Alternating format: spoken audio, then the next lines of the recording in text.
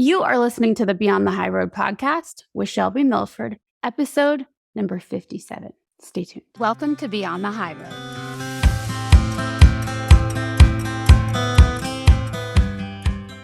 Hi, you guys. How's everybody doing? It's been as you guys I know, it's been a week for me and maybe hopefully not as much for you.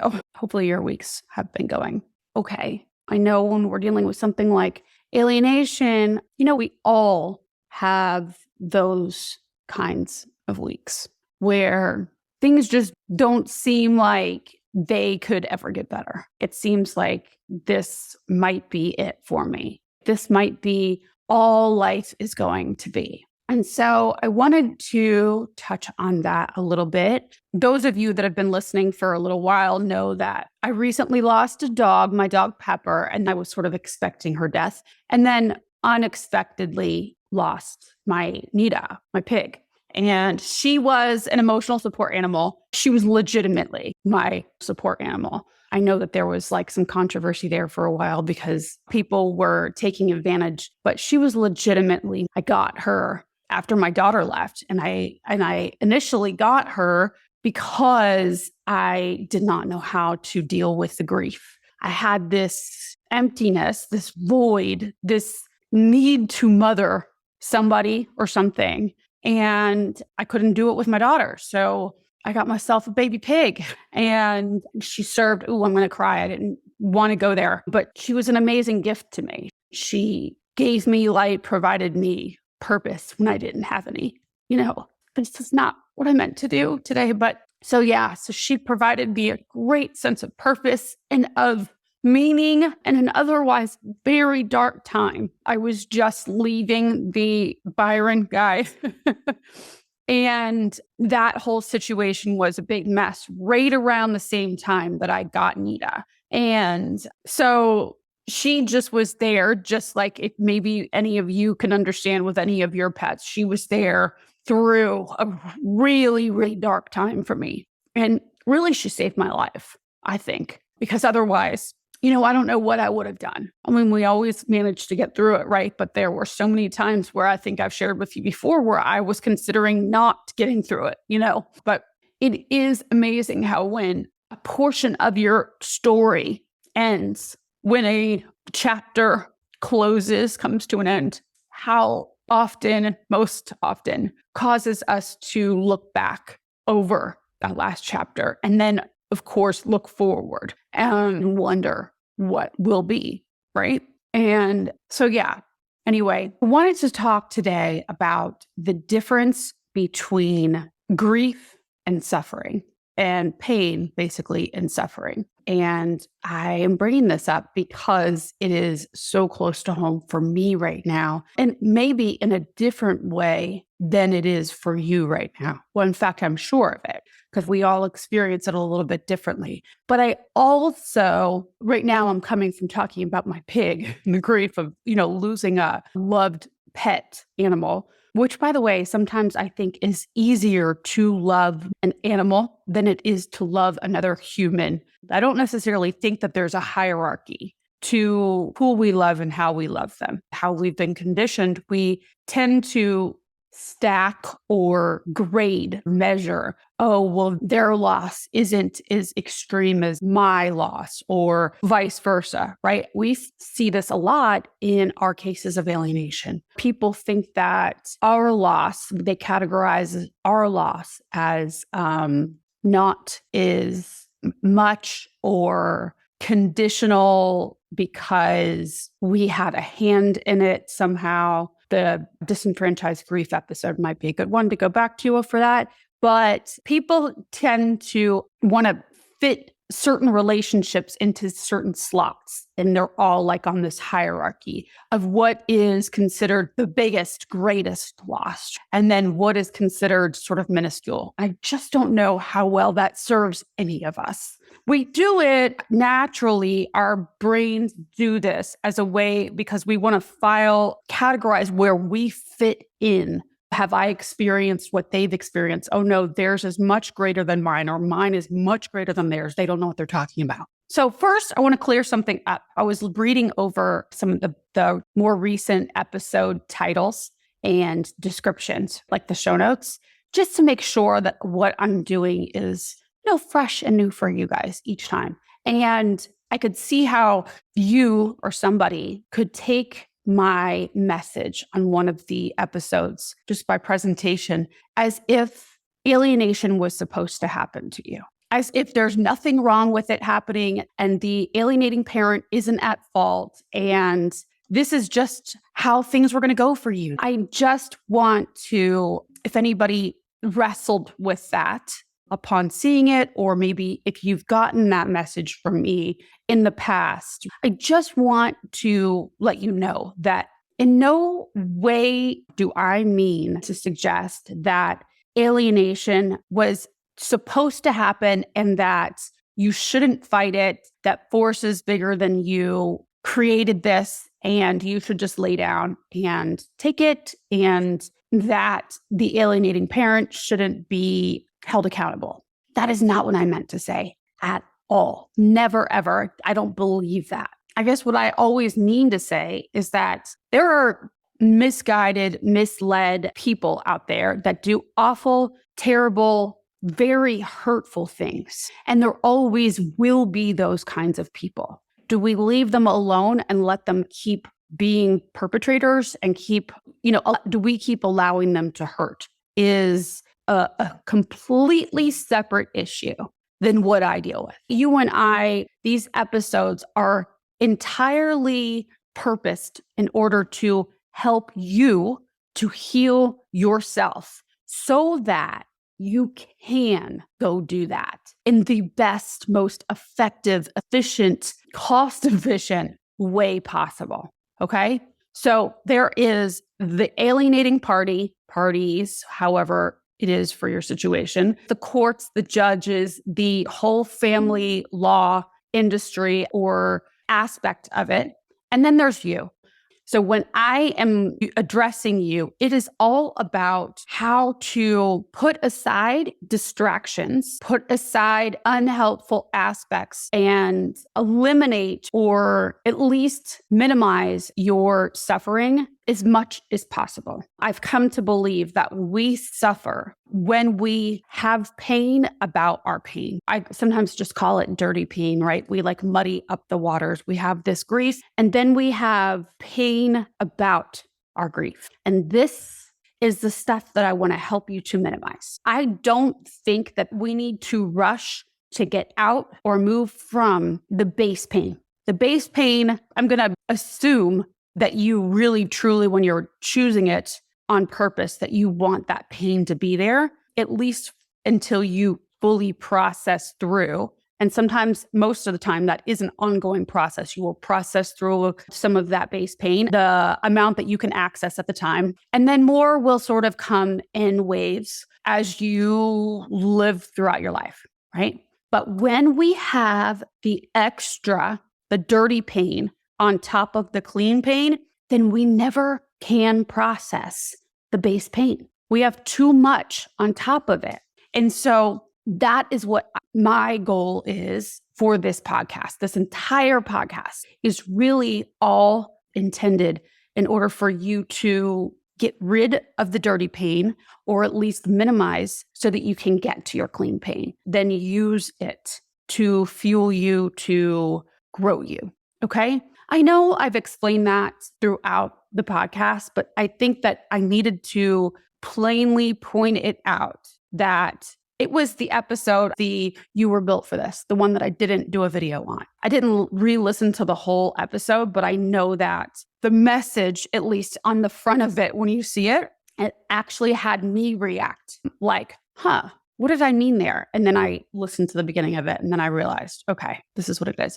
In no way do I mean that this was always supposed to happen. Let's just let them do what they do. And, then we just float along with all of the abuse and let it happen because it's supposed to happen. Not at all. I want to help you to help yourself because holy shit, alienation is 100% debilitating at times. Yeah. Anyway, okay. So I think I've cleared that up. So now I want to get into the suffering that we can cause ourselves by the thoughts that we think, the bargaining with what has already happened.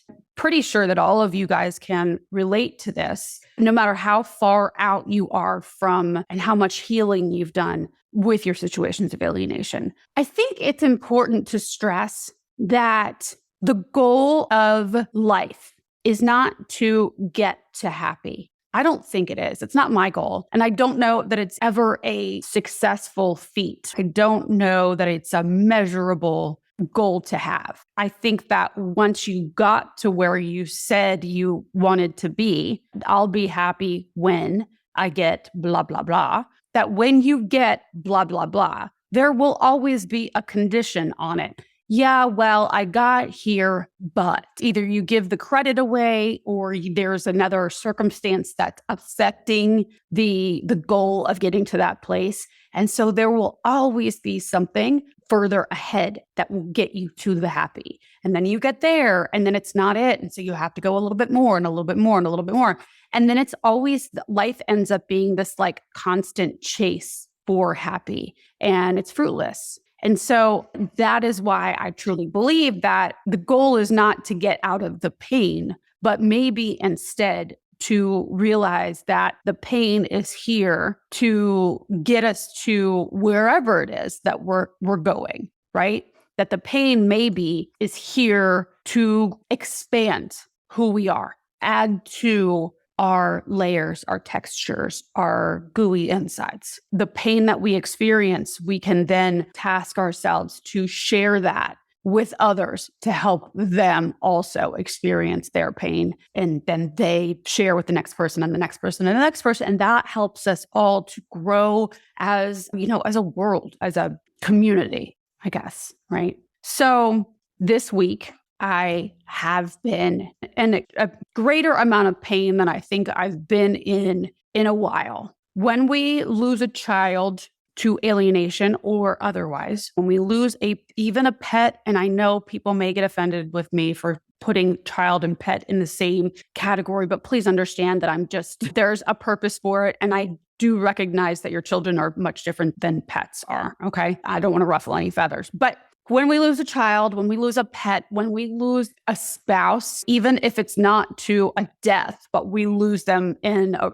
relationship, they are no longer in our everyday life. This has such a huge impact on us because it affects our everyday living and our patterns, our rituals. When we wake up, what do we normally do? And so you start missing all of these tiny little things that you maybe once used to resent or wish you didn't have to do. For instance, again, so I'll use Nita, is that every morning she would wake me up with her squealing, grunting, and, making a bunch of racket every morning without fail. I hated it. I would throw pillows at her while I was trying to sleep with my pillow over my head when she was waking me up at 6 a.m. on a Sunday. It used to make me crazy. And this entire week, I would have given anything to hear that squealing even in the middle of the night. You know what I'm saying? With my child, getting her ready for school in the morning, like the little mundane things that you really didn't appreciate while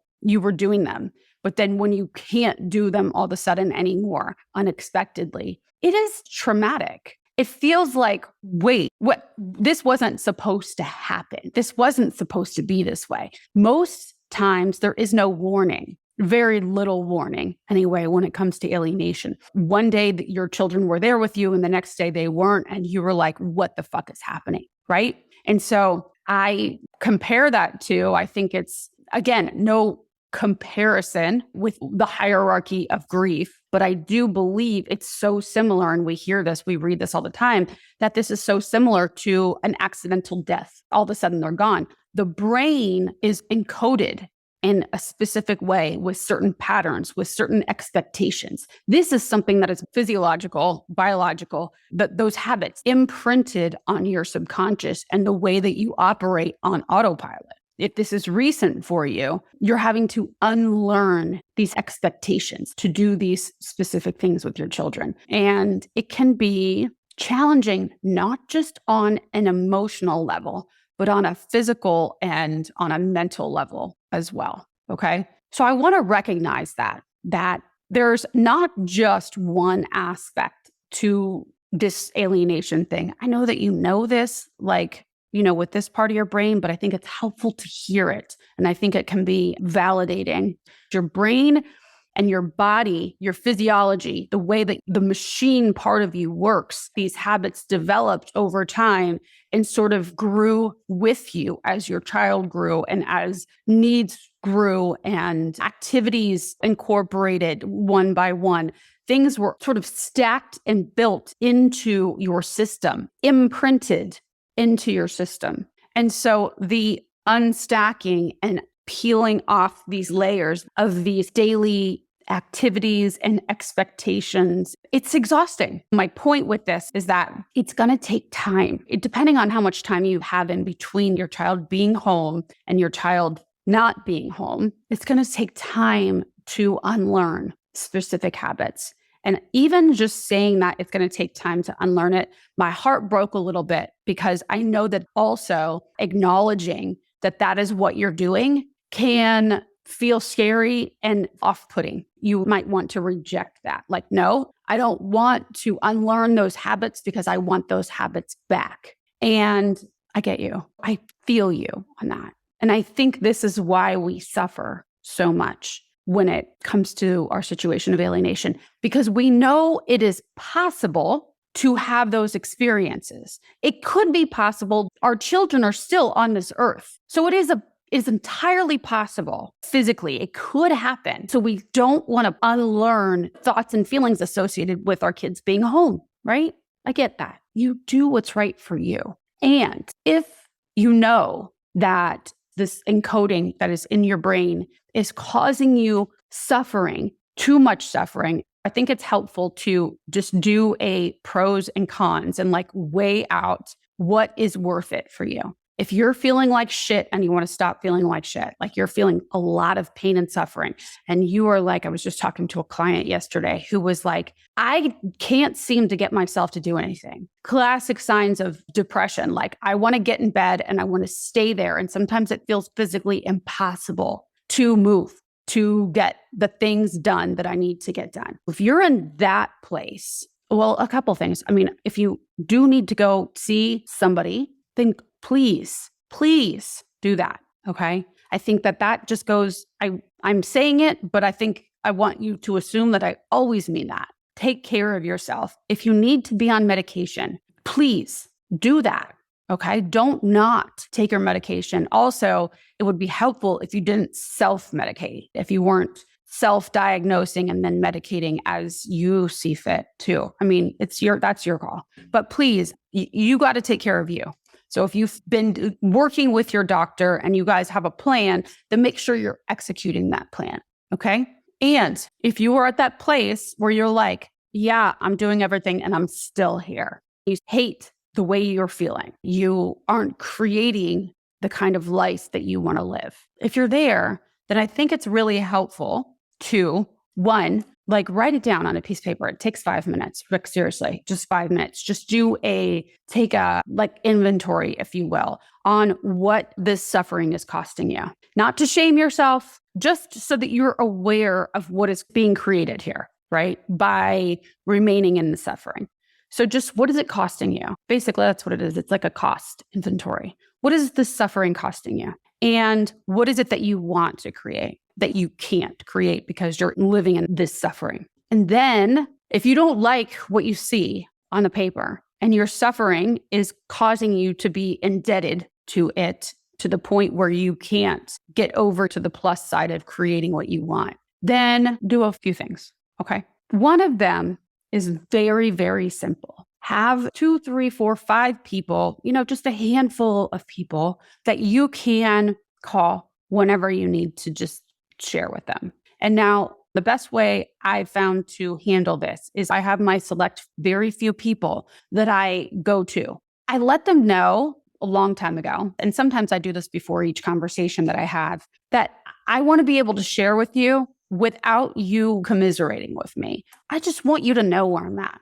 Not because I need you to do anything, not because I need you to say anything. Establishing that sort of exchange for your days that you need it means everything when you're going through something like grief and processing through trauma. Just knowing that you have somebody to, I don't want to say dump on because it's definitely not that, but somebody to listen and knows what's happening with you. If you haven't created that little network of people, then do it. They don't have to talk to each other if you don't want them to. It doesn't have to be like a committee, a you committee at all. Just people you can call. Sometimes I'll discover what I really am feeling by just saying it to somebody else. Most of the time, I rarely want the other person to talk. I'm like, just let me say this. This is what's happening with me. I don't want you to fix me. I don't need to be handled. I don't need to go and talk to somebody else. Don't tell me how to feel better. I don't want to know how to feel better. Just know too that there are some people, the people that you can do this with. So just don't cause yourself the pain by going to the people that you know can't resist. So create a small group of people that you know you can sort of rely on or bounce stuff off of. Okay. So that's one. Share it without wanting to change it. Two is, maybe this actually should be one, is just acknowledging it with yourself, right? Like I like to go on a walk. I like to go outside where, I can hear the breeze in through the trees, and maybe if there's water, I just want to kind of connect with nature and clear my thoughts. Sometimes most of the time, actually, I will take my dog on a walk or a run. I'll pop him in. I've got a dog, like a dog jogger. I know I'm that person, but I'll pop him in there and then just either go on a jog or walk. And I have a heart to heart with myself. Like, I'm feeling like crap.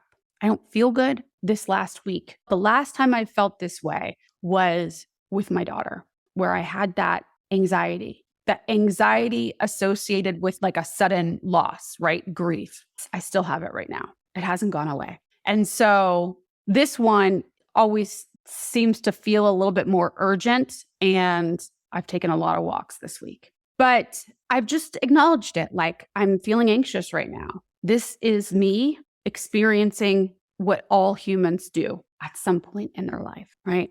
All of us experience loss. We all feel a little bit differently, but I'm experiencing my own humanness. I sort of state that for myself. I take a deep breath because, especially with anxiety, the breaths help. And I just tell myself, this is you experiencing the ultimate of your humanness. You're having anxiety, I state it right now, and it's because you just lost one of the loves of your life, right? And then I just let it be. I narrate it and sort of normalize it, meaning like I humanize myself, right? Because we find ourselves so much of the time when we're in any sort of discomfort, we want to move it away, out of the way. We want to push through it. We want to get to the other side. I can't wait till this is done. I did this week. I can't wait to get out of this pain. I just need this pain to go away. And I caught myself saying it. And I was like, do I need this pain to go away? No, I don't. I don't love it. But would I want to be happy right now? Would I want to be feeling anything other than sadness and feelings associated with grief? I don't think so. I think I have wanted, and I still want to feel the exact amount of loss that I'm feeling. The only thing that I still want to wish away is the blame that I have on myself, right? Is the you should have known. And that I can continue to poke holes in. So that brings me to the next thing that you can do. Separate out the circumstances, like the facts of the situation, from your thoughts about the situation. For me, I had been Googling some of her symptoms a week ahead of time. It never occurred to me that she was actually sick, but there were clues, right? And so I was telling myself yesterday, the day before, really actually like on Thursday, Friday, when it all happened, when she was sick, I was telling myself that I wasn't paying attention, that I should have known this was avoidable. Bargaining with it, I know, isn't going to bring my pig back, isn't going to bring my daughter back. It doesn't help. And what it does is it causes us to stay unprocessed. It causes us to stay stagnant. We don't get any healing done because we're so stuck in trying to get through all of this extra blaming, guilting, and shame that we can't get to the true slow sadness and grief that's down there. I say slow because that is really truly for me anyway, how I experience real loss. It feels slow and heavy and like not urgent, not like, well, you should have done this and this should have happened if you only did this and blah, blah, blah. That is, the pain on top of the pain that deflects from the real stuff. So separating out, what is the problem right now? What am I telling myself? Oh, I'm telling myself that I could have avoided it. If I think about it logically, it's not really what I want to be in pain about. What is that going to do? That's just going to cause more pain on top of it. Could I learn something from I could have avoided it? Yes. But in the moment when I'm doing all of that, I'm not trying to learn anything. I'm really just causing more pain and then sitting in that pain. Does that make sense? So if you are truly trying to learn something from it so that you don't repeat that same thing again, then take the lesson and move forward. So separate out your thoughts and the circumstance, right? So to ask yourself, what am I upset about right now? I'm upset because I know that I could have changed, blah, blah, blah, blah, blah. And then you want to ask yourself, is that really what I'm upset about? Is that really what I want to be upset about? What is the circumstance, the fact of the situation? Okay, so this all came on because my kiddo's not here with me, because my hearing got put off for another 2 months. Fill in the blank there, okay? And so look at that with no adjectives, just the facts of it. The story that you're attaching to the facts is really what's probably causing you the most undue pain, the suffering. So that's causing you to not process the stuff that matters. Also, if you feel like, well, I try to get things done in my day and I just can't, I just end up going to bed, get distracted, and I end up going through old pictures, old Facebook posts, old emails, and I go down these rabbit holes and I get stuck occasion after occasion, and then I never get anything done. I'm not creating anything more. I'm just stuck in what has already happened. Sometimes it's helpful to just override your system. So just like pay it a bit of attention for a second, like acknowledge it. Okay, I know that we think we would feel better if we just went to sleep. I know my eyes are closing right now and I feel exhausted. And I'm telling myself that maybe I'm getting sick and I should just go to sleep and I should just take care of my body. This is one that I used to use a lot. I just need to take care of my body. Not to say, now listen, so long as you've been going to sleep, you've been getting a good at least 7 hours a night, you're not really getting sick, but you're just telling yourself you are. This is like a little test for yourself. The best thing to do is get out of your house. Get out of your house. Go out in the sun, get some sunlight on your face, and spend at least 15 minutes outside doing something. Talk to a neighbor. Don't talk to a neighbor. Maybe you just walk, whatever. If you can get out of your house for over 15 minutes, maybe at 30 minutes, and if you come home and you feel better than when you left, then you know that you're not sick. And then you can continue on with your day. Okay. And then you just do the things anyway. Even though your brain is telling you that you're tired, you just do them anyway. Okay. That's, like I said, that is supposing that you have been actually sleeping and doing all the things and you just don't know why you're so tired. Right. So you just do it anyway. You just allow yourself to feel like crap physically while you do the thing. The reason why your body is doing this is one, because it may be habit for it to feel like this. Two, you could still have a bit of depression going on. And so long as you're treating it otherwise, if you need to, then the only way you will get out of feeling like this is by putting yourself in different situations. So do it anyway, is what I'm saying. Okay. Do the thing. Maybe you don't do it balls to the wall and full speed ahead and mow down everything in your way as you're feeling like shit, right? But you go and you put one foot in front of the other. Okay. Shower every day, even when you don't want to. I remember I would go days without showering. I'm a pretty clean person. And I would, in the middle of depression, I would go days, sometimes over a week without showering. It was awful. And you don't even realize, it doesn't even bother you when you're in a depression. It's the weirdest, right? And then a shower feels amazing when you finally get yourself in there. But yeah, every day, shower. Cleanliness. Another thing that you could do is to clean something, clean your areas. If you go out to work, then clean your space at work. Just, it doesn't have to be everything. You don't have to like deflect and put all your to-dos off and like deep clean your whole house. You don't have to veer off your schedule too much. But if you're feeling like shit, like life is a bit out of control in other ways, then it does help tremendously for me anyway to tidy up, simplify my space that I'm going to be working at for sure. I say that as right now there are bills and like a couple glasses in front of me. It's a little bit of a mess kind of right here.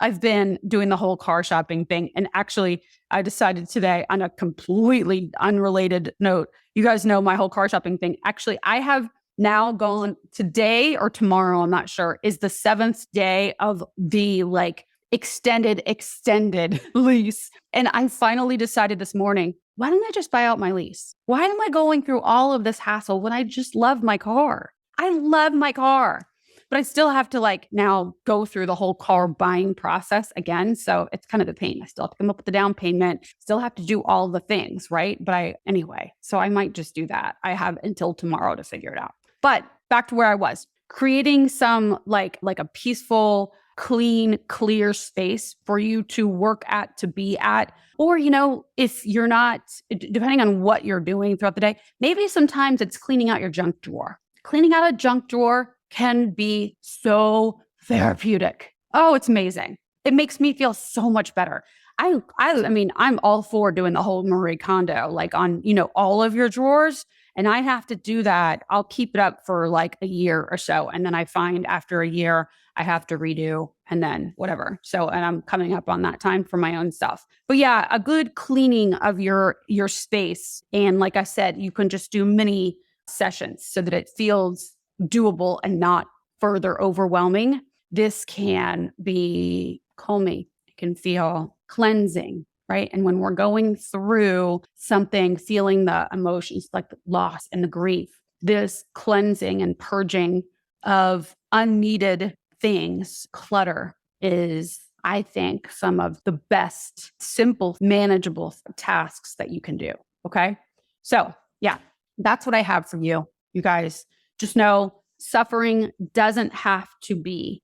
And the way that you solve for that is to figure it out. Separate your circumstances from your thoughts. What are the facts here? What am I telling myself that I am suffering about? And if that is like I was doing this past week and I did with my daughter, I still sometimes fall into with my daughter. If I would have known, if I just wouldn't have been with that guy, why didn't I see the signs? You know, I still do that. I find these beliefs that are, you know, I thought I actually dealt with and I thought that I poked holes in enough and dropped. I'll still find one. It's like one will just like pop up like, see, I'm still here. And then I just have to take it and compassionately be like, is that true? Like, how could I have known back then? I just kind of poke holes in it and be like, give myself the utmost compassion and understand that I am a human being experiencing all of my humanness. And of course, hindsight is 2020. Of course it is. I have so much information now. I didn't have that information back then, or I wasn't able to access or process that information the same way as effectively as I am today, right? Of course, it makes sense, hindsight. Now I know what they're capable of, what I'm capable, all of the things, right? So yeah, my message is always just to clarify, my message is always to help you to get to the pain that you are, the true pain that you might need to experience in order for you to grow yourself to the place where you are the most fit to tackle or address, handle, move forward from where you're sitting. Does that make sense? So you may go back and fight in court. You may become an activist against alienation, start a nonprofit. You may do something like I have done and decided to create purpose from it and help others that have been through what you've gone through. Or you may decide that you don't want to do anything at all with it, that you want to close this chapter, that you don't want to have to talk about alienation anymore, that you don't want to have to go back to court, that you never want to see the person that's alienating your child from you again. Maybe even that you don't want to see your child right now or again. This is all, none of it's bad, none of it's wrong. You're going to experience your situation exactly how you were supposed to.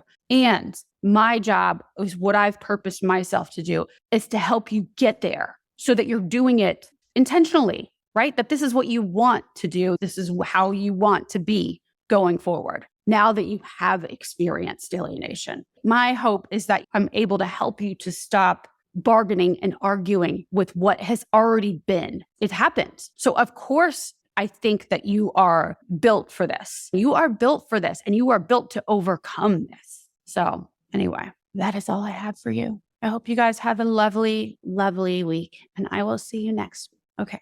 Take care, guys. Thanks so much for listening today, guys. I'm honored that you chose to share your time with me. If you like what you've been hearing and you want more, come join me in the new monthly membership, where we take the concepts that you hear about here and using a logical framework, you learn to apply them to your specific situations, upgrading your thoughts and your life, even while experiencing the grief of alienation. For more information, go to beyondthehighroad.com. See you soon.